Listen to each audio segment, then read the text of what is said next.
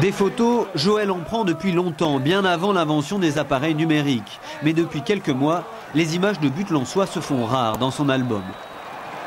Bollaert, on s'est ennuyé déjà l'année dernière. Cette année, début de saison catastrophique. Depuis que Gilot est arrivé, on sent qu'il y a un peu plus envie d'aller de l'avant. J'espère que ça va payer. Même s'il condamne l'envahissement du terrain lors de Lens Saint-Étienne, Joël a participé à la gronde de l'automne et du début de l'année à Bollaert. Des images rarissimes d'un public réputé indéfectible. C'est pas parce qu'on est supporter du Racing Club de Lens qu'on doit à chaque fois applaudir et dire ouais le monde il est beau, le monde il est gentil quoi.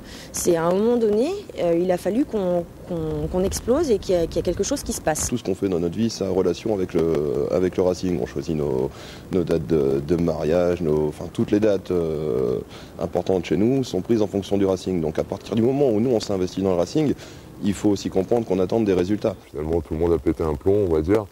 Et puis ça arrivait comme ça, mais quelque part derrière ça fait réagir pas mal de monde. Les journaux s'en sont mêlés, et puis c'est aussi l'image de Lens en se disant le public c'est sympa, lui aussi se met à montrer son mécontentement, et puis c'est que vraiment il doit y avoir un malaise quelque part. Le 24 janvier, Joël Müller est remercié. Et début février, une autre des revendications des sections de supporters est satisfaite. Le centre d'entraînement de la Gaillette est enfin accessible au public. On regardait le journal, on attendait avec impatience qui est une journée porte ouverte, entre guillemets. Ouais, et ça se passait comment? Voilà, et puis là on se dépêchait, quoi. C'était le premier arrivé, hein. Il y avait 600 personnes là-dedans. Les clubs maintenant on vient quand on veut, c'est bien, c'est super, on approche les joueurs. C'était la nouveauté, c'était une nouvelle structure, donc c'était pas facile.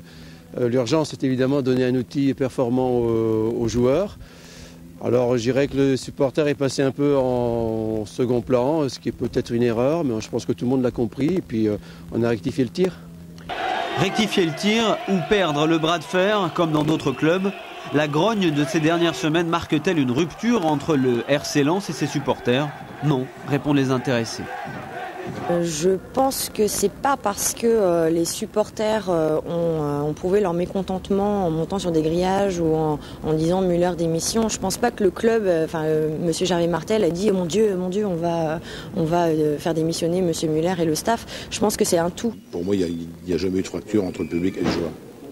Il y a eu un grondement qui est maintenant que vous avez entendu. Normal. Mais j'entends toujours tout, vous savez. Ça fait 17 ans que je suis là, donc j'ai jamais été ni sourd, ni muet, ni aveugle. Donc je vous rassure, les grondements, je les ai aussi au niveau de l'intérieur quand mon équipe joue mal et quand on perd des matchs qui sont a priori des matchs à notre portée.